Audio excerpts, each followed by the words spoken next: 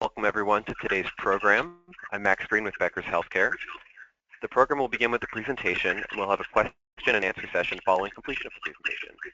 You can submit any questions you have to the presentation by typing them into your control panel in the space labeled Enter a Question for Staff and clicking Send. Our presenters will attempt to answer as many questions as they can during this time. You will receive an email within about a week following the webinar that will include instructions for how you can download a copy of the presentation. You will also receive a follow-up email shortly after completion of the program. You can submit your feedback or any additional questions at that time. This email will not include the presentation. It is now my pleasure to introduce today's presenters. Dr. Jeffrey Kosowski is the Senior Vice President of Corporate Development for American Well. Dr. Kosowski leads American Well's corporate and business development efforts focusing on strategic partnerships, large investors, major client deals, and M&A opportunities. Dr. Kosowski brings to American Well more than 20 years of experience in healthcare, high-tech, and business management and consulting.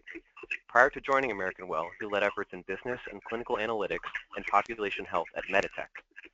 We're also pleased to have John Jesser, Deanna Larson, and Dr. Peter Ansall on the call with us today. Dr. Kosowski will introduce our panelists later in the call.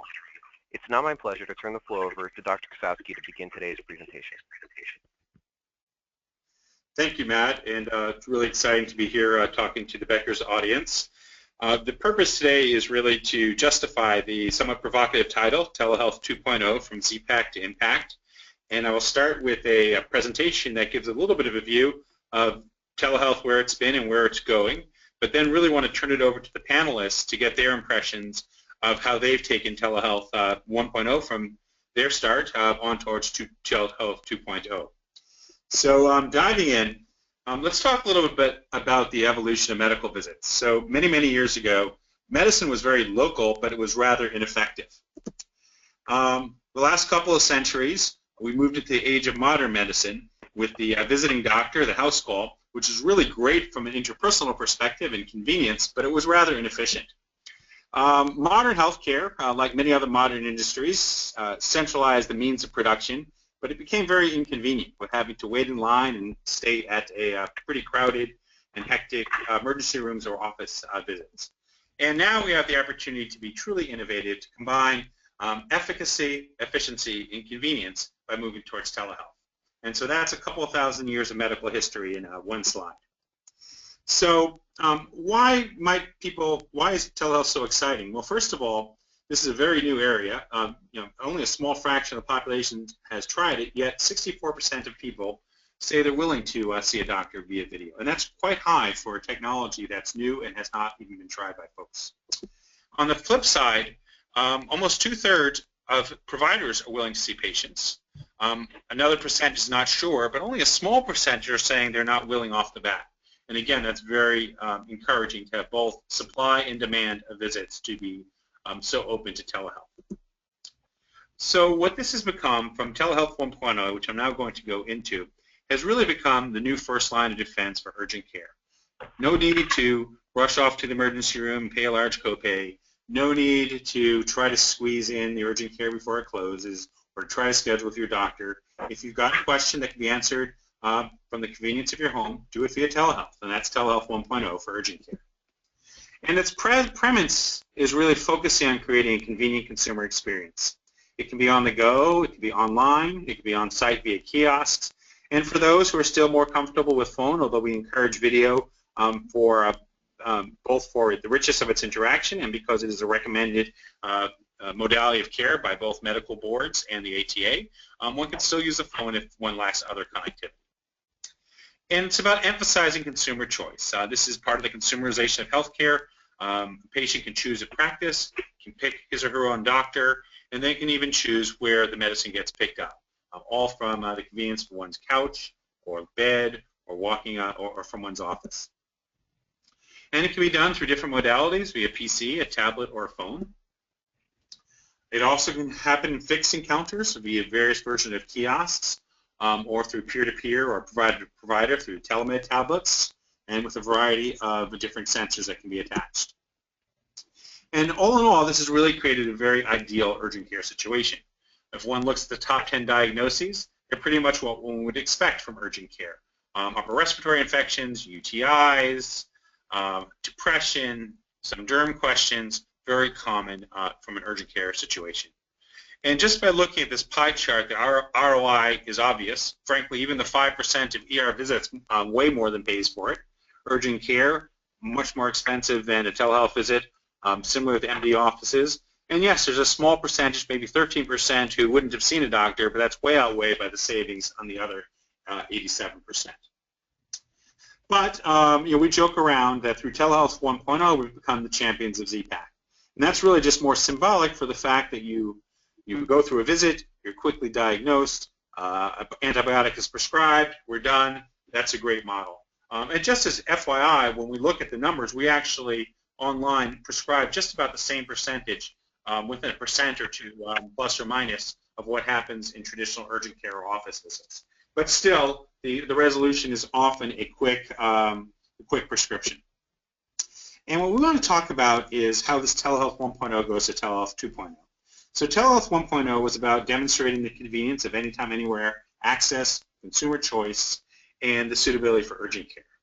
Telehealth 2.0 moves to enhance the provider engagement by integrating more deeply with data and with provider systems, by moving towards more longitudinal care and interactive care, longer-term relationships through population health and chronic disease, and by considering the continuity and transitions of care that follow the patient journey across wellness and health and sickness. From a focus on the provider experience, it's the ability to provide a complete office environment here on a tablet, but we also have a version that does it quite well on a regular smartphone. Everything from waiting rooms to scheduling to documentation to messaging to, of course, the telehealth visit itself. We do it through, and this is particularly applicable to transitions of care and to disease management, population health management, the ability not just to wait for patients to come to you, but to push out visits, to go from email to invitation to schedule to an actual live visit in a click or two.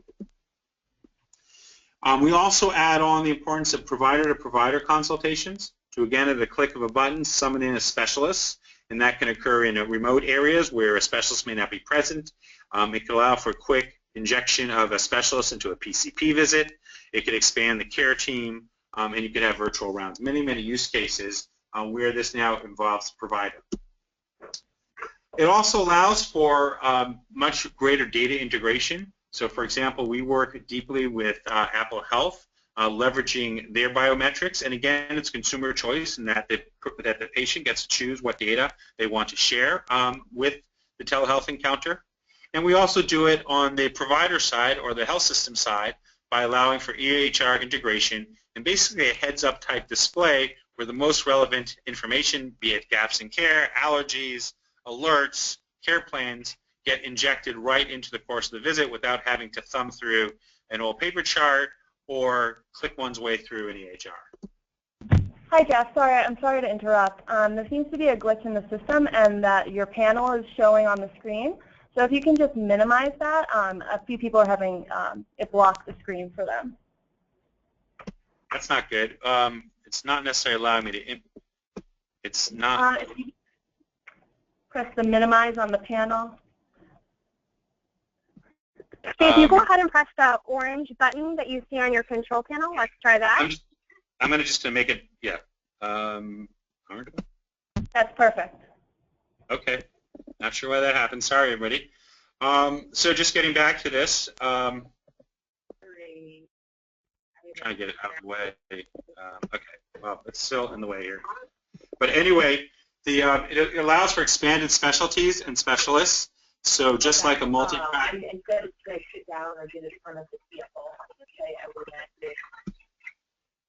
Are we hearing someone else's voice? So it allows for expanded specialties and specialists. So just like a multi-practice physical practice building where one might see prenatal visits, one might go for labs, one might go for pediatrics, we have the notion of a multi-special virtual telehealth visit where the patient can choose among multiple specialties and then choose a provider there. And Telehealth 2.0 also enables chronic disease management by focusing on the use cases So one has a common platform that one can project different use cases with unique workflows and encounters and patient relationships. And Telehealth 2.0 also addresses transitions of care. So some hot button items would be reducing readmissions through follow-up, post-surgical care, projecting one's care team outside of the acute care facilities to rehab or SNFs, to moving checkups into the visiting nurse. So really one has a constant modality across multiple use cases from a specialty perspective and also from the point of care perspective. And ideally where this goes, and the surprising thing is that with some of our emerging partnerships, we are literally closing this loop over the coming year. The ability to go from consumer through various personal records and diagnostics to a personal health care record, to various triggers and data that provide the analytics and the data to the provider, who's then allowed and able to have a continuous, ongoing, episodic conversation with the patient via telehealth, can write a prescription to the pharmacy, and most excitingly, close the loop by then having that drug delivered to the home. So one now in this end vision or end state of Telehealth 2.0 is able to follow the patient journey from the home, from everything from the conversation to the diagnostics to sending the fulfillment of a medication or prescription to the home, really only requiring a visit when one has certain elements of the physical exam or potentially certain labs that cannot be delivered to the home. So that's our vision for Telehealth 2.0, and I'd like to now introduce the panel who represent a combination of health plans, health systems, and providers to discuss what they've been doing in this space. So let me first introduce John Jesser. He's the Vice President of Provider Engagement Strategy for Anthem, the nation's largest health benefits company. He leads Anthem's telehealth strategy. It's the president of Live Health Online, which is Anthem's online care solution, now touching 20 million members nationwide. He also manages nationwide processes that look at healthcare-related functions to improve access, affordability, and consumer experience. Obviously, telehealth is one of the key ones. And he served for 24 years, over 24 years, in multiple healthcare management positions. Deanna Larson is the Senior Vice President of Quality and E-Care at Avera Health, a regional health system in Sioux Falls, South Dakota. She's responsible for system-wide quality initiatives and improvement processes. She oversees continued development and implementation of the E-Care suite of telehealth services, and you'll hear a lot about the different use cases she brings. And she has 12-plus years of nursing experience. Dr. Peter Antal serves the dual role of the Chief Medical Officer of American Well, and he's also Medical Director of the Online Care Group, which is the affiliated physician network where we now have thousands of medical licenses across the country that his team manages, both from a supply-demand perspective and from a quality licensure accreditation perspective. He's got real-world experience in building and managing hospital practices. He's trained as a pediatrician and a hematologist oncologist. So with that, just one final slide, which is that we do invite you to experience telehealth on us with using the coupon code INSIDER if you want to experience what an urgent care visit is like. That's on a direct-to-consumer product. Although a lot of what we'll be talking about today is really more about the branded health plan and health system products through our partners. So with that, let me launch to the first question, which is asking the panel, why did you first choose to go into telehealth as an early adopter? And what were your initial goals and use cases when you decided to enter telehealth? Let me start with Deanna here. Thank you. I'd be happy to share. This is Deanna from our Avera Health E-Care services. And the reason that we decided to go into telehealth as we were starting, we're a large health system, so a full-service health system with all entities or all healthcare continuum options. What we were finding in our region of the U.S., which is the Central Plains states, we are sparsely populated and across a very vast geography. So we were finding the need to support our providers who worked in very small communities that existed 150, 200 miles away from a tertiary care center. We needed to support them with specialists such as cardiologists, pulmonologists, as well as support their emergency services. So when we first went into this, we really were trying to find a resource or a care delivery model that would support providers in rural geography, really equalize the level of care that was being actualized in communities the size of 5 to 10,000, so giving rural EDs access to board-certified ED physicians to ensure that care was both recognized as an emergency, and we could do transportation. We could actually get helicopters out if needed, or we could say to them, no, this really looks like a patient that can receive services in your small community with our support, and keep those patients local.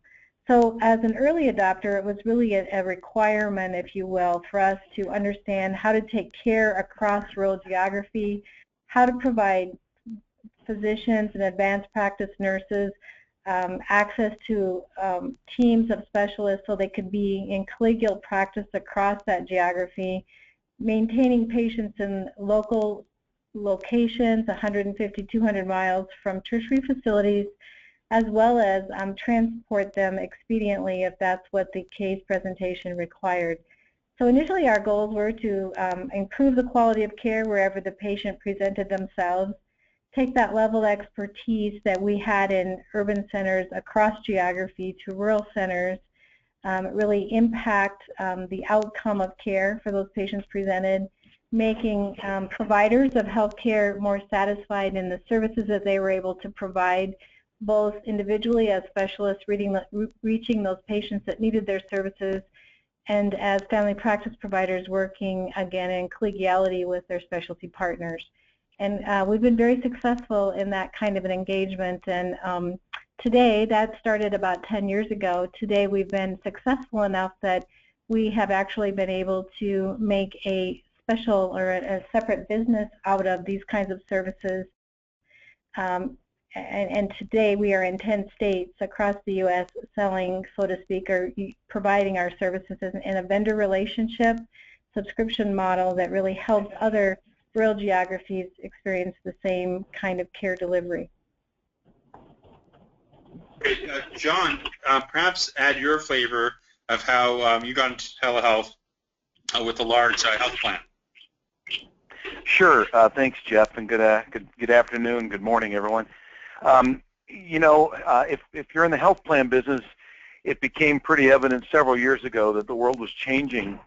Health plans historically were in what we would call a B2B business. We would call on the employer, and we'd call on the broker, the consultant, and the employer would make a decision and say, well, this is the health plan we're going to choose for our employees, and that was that.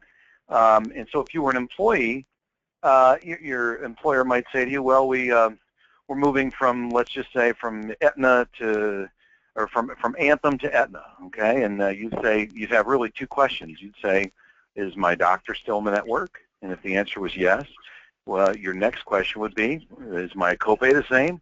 And if the answer was yes, you'd say, okay, fine. And you put the new card in your wallet. What we call that in business, as you all know, is a commodity.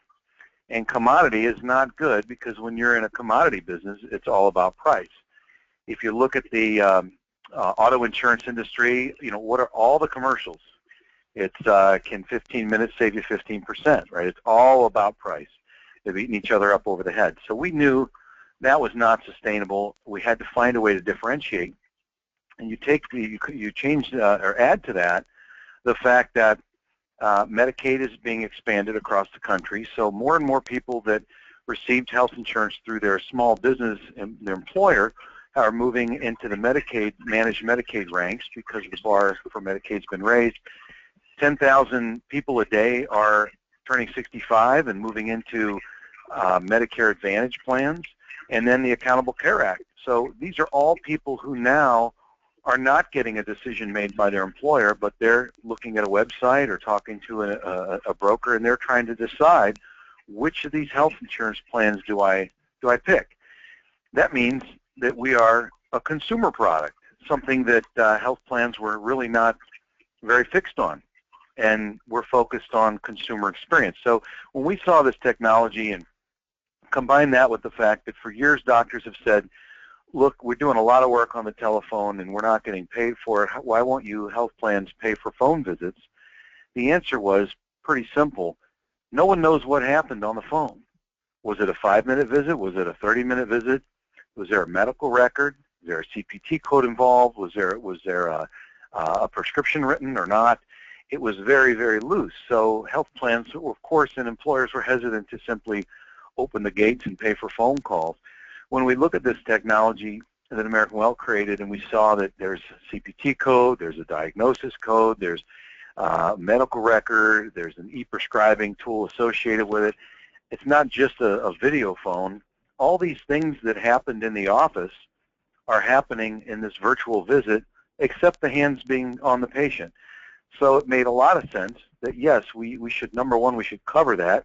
Number two, we ought to integrate that into our health plan so that it's a feature that consumers will value, because it really meets three things that are so important: expanding access to care, making healthcare more affordable, and improving the consumer experience. So it was right between the eyes on all three of those.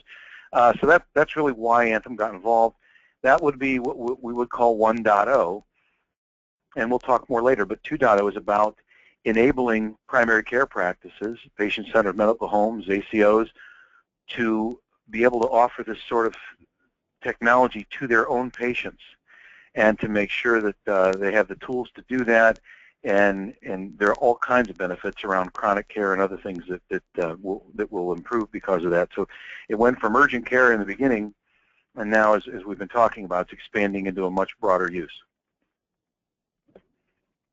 Great. And Peter, and this could you could speak all day on this, but perhaps give some of the highlights of what it was like for you to build out a national telehealth network of physician providers. Great, sure, and thanks everybody for tuning in. You know, telehealth is simply a tool, like the telephone's a tool, and became very clear in about 2008, 9, 10 that this was a tool that was going to be a part of the future of how healthcare is delivered.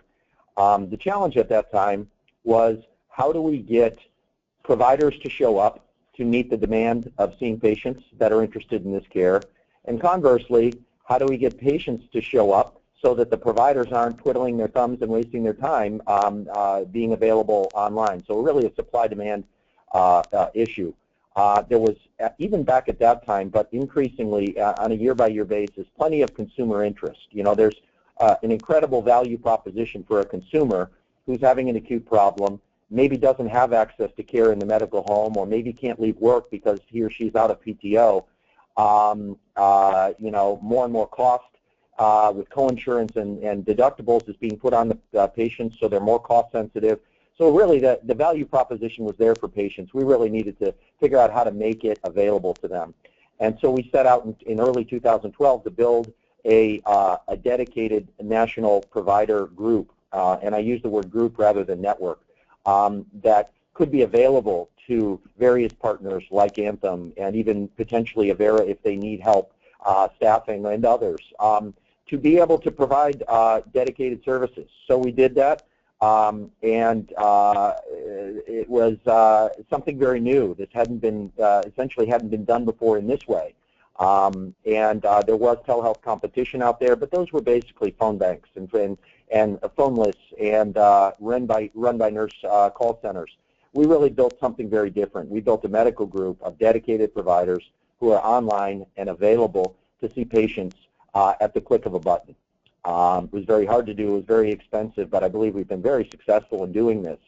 Our providers are now incredibly experienced, and I would argue we have some of the most experienced telehealth providers in the country. And the patient's experience is fantastic. You know, imagine being sick at home with flu-like illness, shivering with fever under your blankets in your bed, and being able to pull up on your iPad within minutes a dedicated, board-certified, well-trained, friendly provider who can provide some guidance for you, can, if appropriate, even call in a prescription for an antiviral, for example, can help you decide what's the most appropriate next step and what symptoms of concern, should they arise, would really require you to be seen right away in person. I mean, that's incredibly valuable to patients. And so that's really what we set out to do and what we've built and where we are today. We'll talk, I think, as we move forward about where things are going in the future. Great. So another question that I think is of interest, I know there was an audience member who submitted a similar question, which is maybe talk a little bit about what have been the potential or actual barriers to adoption by consumers and providers, and what you have done or are doing to overcome those barriers and accelerate adoption of these technologies. So, John, why don't we start with you this time? Okay, sure. So a couple of barriers. I'll just pick two. One, technology, and one, the regulatory environment. You know, for technology, we chose this technology because really, again, the live audio video is, I'm a communications major, not a clinician, and I know that 70% of the message is nonverbal. So when a doctor can see a patient and look at their eyes and vice versa, there's just a lot more effective communication, especially for two people who've never met before. And so when we talked to medical boards, we realized that live audio video was the highest standard, and we wanted to stick with that. We all have the ability to offer these telephonic only visits, but we stuck by it. And there were some employers we dealt with that said, look, our people don't have smartphones. We're going to use, you know, the 1-800 type services. I think that argument's waning.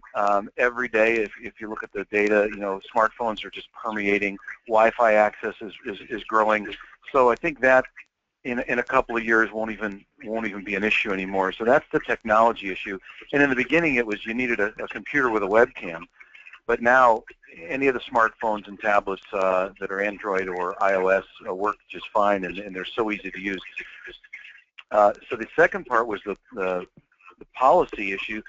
We had medical boards all over the country with different rules, and a lot of people thinking historical telemedicine, where you had to go to a site with video conferencing equipment and sit there. And so the rules prevented doctors from being able to do these exams or being able to prescribe based on these exams. When medical boards hear internet and drugs, they get alarmed, as they should, because of some of the past practices. But the more time we spent with them state by state, showing them the safety, the technology, the fact that controlled substances were not a part of this, they really liked it, and we were able to move the needle dramatically. We started out in just a handful of states, and now we're live in 47 states across the country. So those were two barriers that we've been working hard to overcome. Deanna, as someone who works for a health system and works directly with providers, can you add your input to barriers and ways of overcoming them to the extent that you've encountered them? A couple of things I would offer. Certainly the licensure piece is a barrier as you go across state lines. So we have done a tremendous amount of work. We have a credentialing team. It's not just the licensure, but Avera is pretty much a B2B, meaning hospital to hospital. So in addition to acquiring the license in each state, we have more than 150 different kinds of practitioners that need to be licensed in 10 states, and then they need to have the appointment by the medical staff. So it's really training medical staff, medical bylaws, how do you incorporate a telehealth appointment into your hospital bylaws, and then how do you do quality measurement and tracking and appointments of that medical staff. So part of that barrier was really helping then the adoption in each of those hospital settings to adopt to having a colleague on telemedicine. So where we placed equipment within ED, within an ICU, in our pharmacies, really having that equipment actually just be a screen on the wall, microphones within the room, so that providers are practicing without always looking at each other, just like you would if you were in the ED. You would look at the patient, not necessarily at each other. Having that sound work very well. Patients actually love this. We have little to no negative customer feedback from the patients. We have customers, when you speak about medical staff, nursing staff, pharmacists, we do rally those groups together to talk about how are we working collegially from the South Dakota hub where our providers sit to New Hampshire, to Vermont, to Wyoming. How do we work in practice in their setting where the patient actually is? So we've learned a lot over the years about adoption both of the medical or professional community. We do have lots of satisfaction surveys that ensure that we're hearing both from nurses, physicians, pharmacists, as well as the patients. And again, I would emphasize that the patients feel very involved with the provider when they come on screen. And this is, I'm talking about not only one-on-one from a specialist, but a provider, physician coming into the ED or coming into the ICU. They're connecting. Remember, this provider is looking at them, I'll use the language eyeball to eyeball, and it's about as an intense interaction as you would ever get when you were face-to-face. They're almost closer from a facial perspective. So we get very positive feedback. We're across a long geography, so those people out in those rural communities tell us that this is better than they may get if they were actually physically in the room with them. So the barriers for us are usually a licensure, not patient or medical community. The last one is always that last mile of connectivity, because we're providing across the network now, as you hear, hundreds of thousands of miles. And while that's not hard, it's usually that last mile of connectivity that counts, and how do we ensure that that's in place through telcos and that kind of piece. Again, a big legislative opportunity to make that easier. And Thank Peter, you are really working on both sides, having built one of the largest healthcare practices, telehealth or otherwise. So you've built and recruited and trained. So we'd love to hear your sense of the barriers on that side. And similarly, in terms of running a direct-to-consumer practice when it's not done in conjunction with health plans and health systems, maybe you could help understand what you've been doing and your group has been doing to remove barriers to consumer adoption. Sure. Yeah, good questions, Jeff. You know, listen, when it comes to barriers, the main and largest barriers are by and large falling away. And John had mentioned some, and Deanna had mentioned some. You know, the permissibility, is this permissible in a state? Reimbursement, is this reimbursed by the payer, whether commercial, public, or otherwise? By and large, these are falling away. I think reimbursement is still a little bit of a work in progress. And I would highlight, you know, and I would pat on the back John, who's on this call. John has been a real advocate for telehealth reimbursement. And I would argue that Anthem really led the country here in this regard. You know, a lot of reimbursement policy seems to trickle down from what Medicare is doing, but Medicare has really been stuck on telehealth based on some of the laws that exist and require an act of Congress to really modernize. So Anthem and John and some other companies as well followed suit, have really, I think, led the way, the commercial insurers. And we're really moving into a place where this is, by and large, a reimbursable event if you tick the right boxes. It is incredibly easy to recruit physicians to practice for a vendor like us, so the online care group, because there's a lot of discontent out there. There are a lot of physicians that are frustrated with the current state, that are looking to earn a little extra income and these sorts of things. So I would say there's no barrier there at all, but our vision is, again, more so around enabling providers in their practice with their patient panel to begin to implement or use telehealth as a tool. And that's a challenge for a variety of reasons. It's a challenge because providers are already flat out busy in most cases. It's a challenge because providers are very used to doing things one way. You know, while patients spend hours in waiting rooms, providers just walk from exam room to exam room, and magically there's a patient sitting there waiting for them. So the whole system to date has been built around convenience for the provider, and they begin to need to think differently about how can I use these tools to do new and unique things, do things that are a little more cost effective, but that are incredibly impactful and meaningful for my patient panel. And I think as we move forward, the thing that's going to drive this more and more is that providers are going to be subject to value-based contracts, and they are going to need to change. it's not it will no longer be a matter of just doing things the way you've always done them. Providers will need to be more cost effective, will need to find ways to increase their touch points with their most ill patients, to be more proactive and preventative and keep them out of the ED and out of the inpatient wards. So the more we move in that direction, I think the more we'll see acceleration of integrated telehealth into the primary care practice. Great. Let's move on to another set of questions, which is, as we think about Telehealth 2.0, to talk about what you are each doing to bring new Telehealth 2.0 use cases or technologies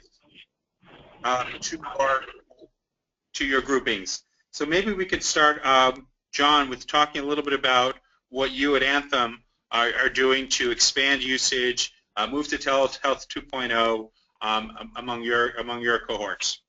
Sure. Thank you, Jeff.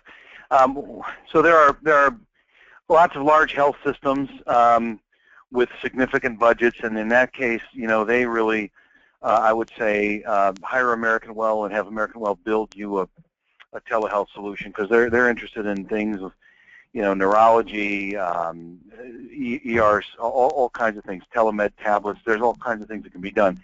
What we're working with in Anthem is the kind of bread and butter primary care practice, whether it's 3-member practice or a 200-member practice, and helping enable them with the telehealth tools. So Live Health Online that we've talked about at 1.0 is really think of it as an urgent care in a cloud, and it's available, and that's pretty much, and as of January, it now includes Live Health Psychology. So there are psychologists and licensed social workers offering therapy for people from the convenience of their home, rather the patient doesn't have to go to the office, lie on the couch, and it's very private. So that's the public version. What we're doing now is working with practices to enable them to do much more than just after-hours care. Oftentimes these patient-centered medical homes or these ACOs, through that, these groups are either at risk or they're in a gain share, and so they're interested in not, from an after-hours standpoint, they're interested in not having their patients wind up in the ER just because they finally, had to go to bed. As physicians and couldn't be around the clock. So, or having them end up in a retail clinic and not knowing what happened. So simply being able to do two things, convert what would have been a telephone visit in the evening or after hours into an actual telehealth visit that's reimbursable, which is good for the practice. Knowing that if they do want to go to bed, they can have the Live Health Online, the physicians that are available, Dr. Antal's group, as a back coverage, so that their patients are going to see a board-certified doctor who's not interested in stealing the patient, and they'll be able to see in the morning a record of what happened, and it would be at one of the lowest price points possible compared to an urgent care or an ER, and nobody's going to run, run a bunch of CAT scans and other things. So from a gain share perspective, the after-hours care is a very powerful solution. The other thing is the practice can use this for care management. They can schedule, their care manager to meet with their, 46 chronic care patients that are using most of the resources and actually set up time with them. They can use a diabetic educator through live video for patients. They can do all kinds of care management activities with this tool. And then the other thing we hear is a practice says, well, I've got 3 exam rooms and we're busy all day. There's no more room to take on anymore. And this is only going to cannibalize our current practice and take away from those visits. And that's really not the case. What they can do is start scheduling telehealth visits for patients in addition to the exam rooms they have, if they have some capacity, whether it's a newer physician in the group that's not fully busy yet or an extender. And they could start offering people, well, the doctor can't see you until Wednesday, but if you are available, we can schedule a telehealth visit with one of the doctor's partners today at 4. So there's all kinds of techniques that can be used to enable your practice this way. And we think that in the future, patients are going to look for practices that have these capabilities. So that's how I would see 2.0 happening on the ground in primary care. And Deanna, can you share with us some of the areas that you are investing in or will be investing in over the next 12 to 18 months? Yes, we look at these B2B and what's really necessary in our hospital services. For example, we know that EICU today, we provide critical care coverage overnight for many tertiary and rural facilities so that they often can't hire 24-hour critical care specialists or the cost is too high. In that same model, as we're using our emergency physicians to help retain patients in smaller hospitals, we're finding out that they really could use the services of a hospitalist either on an overnight kind of service, supporting advanced practice providers who maybe are in-house overnight. So we're definitely looking at both some transfer support, transfer center support, right bed location for many of the patients across the large many-state geography, e-hospitalist support within the hospital services. On the ambulatory side, we're looking into more of our school health as well as some daycare. We are already in prison health and will be expanding that prison health, which is all of those are really more of an urgent care setting. Looking at using the three-way call where in the nursing home, daycare, schools, we can bring patients or those that are being presented for services, bring their family members or parents into scope. So we really are looking at both reducing the cost of hospital care as well as expanding in retail locations, grocery stores. We're partnering with the local grocery retailer to really have that large retailer become part of the healthcare continuum in providing education resources, dietitians, supporting more health promotion, as well as then having the kiosks available in those grocery retail sites. Alongside that, we have phlebotomy to do both to support orthopedic care as we make sure that hemoglobins and counts are where they need to be before we go into the bundled orthopedic cases, as well as postoperatively making sure our patients who are on warfarin therapy are really being managed. So large variety of places where we're giving access, trying to reduce the cost on the inpatient world, as well as really advancing the opportunity for more care in the ambulatory sites. Great, thank you, Deanna. Peter, using your dual lens of Chief Medical Officer and Medical Director of a real large telehealth practice, can you put on your, on your telescopic lens and look a little further into the crystal ball and say, how do you see telehealth evolving over the next 3 to 5, perhaps even longer years? Great. Yeah. Good question, Jeff. Listen, there is so much potential here, and there is so much in the works and being developed. So I think it's going to be a fascinating time. We're seeing really new and creative and innovative models being developed literally on a day-by-day basis. And I would highlight Deanna's work at Avera and their footprint, their creative use cases, their creative use of technology is just fantastic. And there are other organizations. I would highlight Cleveland Clinic and Jefferson and Intermountain and Providence in the West, who all have other interesting projects being built. So I really see over the next particularly 5 to 10 years that telehealth will be not just a mainstream way of receiving urgent care in the home, but a mainstream point of care, a normal way that medicine is delivered, just like the telephone and is used today and other modalities are used today. Really what we're going to see is as we build out these programs, as patients come to realize that this is available to them, as providers in rural settings or in step-down units or elder care facilities realize that they can access specialists and support electronically, we're going to see increases in efficiency. We're going to see improvement in access of that specialist or that allied health provider that can support the patient wherever they are or support a provider who needs a hand. We are going to see an improvement in matching the condition or matching the acuity with the proper point of care and improved coordination of care. One of probably the greatest advantages of telehealth is you can remove geographic barriers. You can create a team or access a team all in real time when necessary around a patient. So whether that's a PCP and a diabetes educator, or a cardiologist and an orthopedist consulting together, we can bring these people together in quick, efficient ways to improve the care, to improve the efficiency, to improve the cost of the care. And I think, like I mentioned earlier, I think all of this will go hand in hand with a migration of value-based contracts and more onus on the providers and the medical home to be the place that is on the hook, so to speak, for the quality of the care and the disease management, the population health in general. I think gone are the days when a nurse from your health plan calls you at home while you're eating dinner to talk about your diabetes. That's just not a model that really is ultimately as effective as it should be.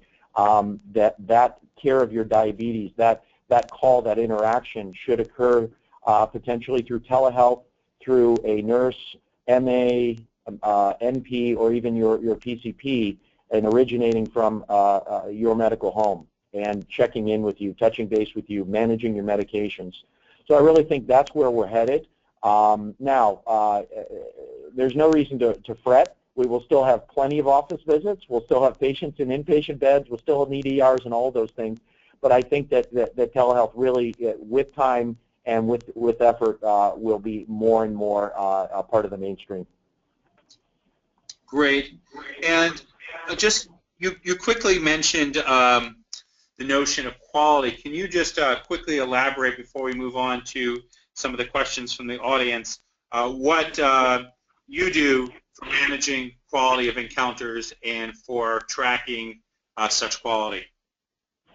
Absolutely. I want to be sensitive to time, so I'll try to be really quick here. We, as I mentioned earlier, built, so our program, our online care group, which is what we call our providers, we built a program that we fashion as a virtual medical group, not as a network. And what that means is that these are providers who are working from the same playbook, who are managed very carefully, that are subject to a formal quality management regime, that are supported and have network operations staffers right behind them to help them whenever there's an issue. And so we feel very proud of our results. Our antibiotic usage is much lower than other similar types of care centers.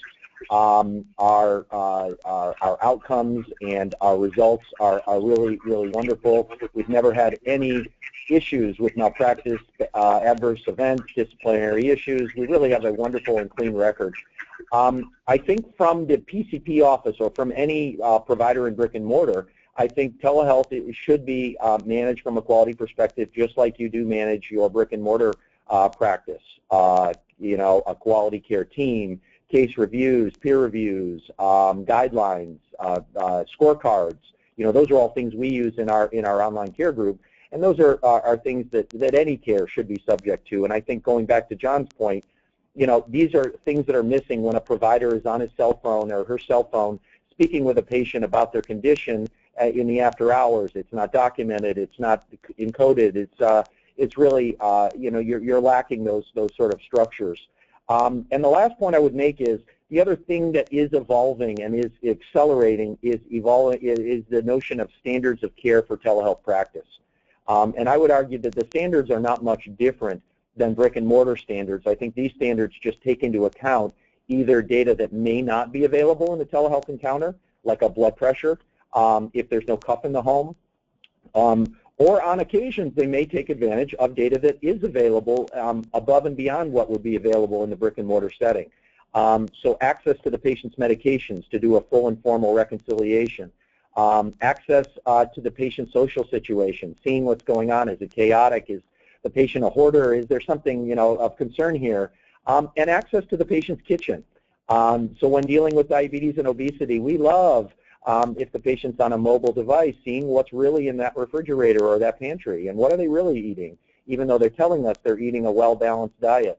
So really those are evolving. We are partnered with a variety, essentially a who's who of national hospital systems in disseminating our current guidelines, soliciting feedback, interacting with them, both on the guidance to providers, but also on the overall quality management. And so I think that's going to come a long way, but it will continue to evolve. Great. And I'd like to throw the questions now to Matt, who will take some questions from the audience. Great. Yep, this is Max from Becker's again. Thanks everyone for sticking with us. We're going to go to a question from the audience here. So the advantages of telemedicine were covered throughout the presentation, and Chris is asking if the panelists are able to touch on some of the drawbacks of this type of care and what barriers to implementing telemedicine there are in terms of those drawbacks and how they're overcome. Sure. Well, I'll take a quick stab. The advantages are pretty easy. We've talked about those. We've talked a little bit about barriers too. I mean, barriers of physician inertia, barriers of reimbursement, barriers of providers who have multiple reimbursement models. So this may make a lot of sense for their ACO patients, but may make less sense to them for a patient on a PPO plan, where there's a perverse incentive for the provider to bring the patient in, and they may get reimbursed more. So those are some of the barriers. I think that, as I said before, little by little, these barriers are really going away. One other barrier we haven't talked about is the technology itself. I think physicians' experience with technology to date has not always been wonderful. You know, the typical rollout of an EMR is usually pretty painful. You know, EMRs are not always very intuitive. They're very, very deep and robust and have lots of bells and whistles that need to be learned, and lots of support that needs to be given after the initial training. So it's important for providers also just to note that telehealth technologies like American Well's are quite easy to use, and really don't add more work to what you're doing like an EMR would. You know, providers have argued for years that when using an EMR, providers feel like a data inputter rather than a physician. That there's so many buttons to click and things to document. But practicing telehealth with a platform like American Well is really quite simple to use and really flawless. And the last thing I would say is the patient satisfaction is incredible. And so one of the things that physicians also need to understand is the patient that's been waiting for 45 minutes and sitting in a paper gown freezing on the exam table for another 15 minutes typically isn't already in a great mood, is already a little dejected. But a patient who's waited 3 minutes and is in their comfy clothes in their home and has a nice, live, robust interaction face-to-face with a provider, they're usually incredibly satisfied, and it really makes for really enjoyable visits, and really feels good to practice this way. You know, I guess the other thing I would offer as far as, you know, within a hospital setting, we oftentimes, because we are bringing specialty or providers into that experience in the hospital, we're having an earlier assessment of a patient in a hospital, say in ED or in our nursing home for sure. We're having an earlier assessment by a geriatrician or advanced practice provider. Earlier assessment of an episode of illness that's brought forward to a provider means earlier intervention. So we're seeing less than, you know, our goal in that is to see fewer ED visits, fewer hospitalization of that group of patients. So the other thing I believe that telemedicine is really making a difference on is that opportunity to really on those kinds of patients, and it could be a population management tool for those who are at higher risk for escalation of illness or disease process, really having that opportunity to see that person quickly and intervene in a much quicker fashion, therefore reducing that risk of ED visit or hospitalization. And we actually are able to track that kind of impact and outcome on the patients we serve.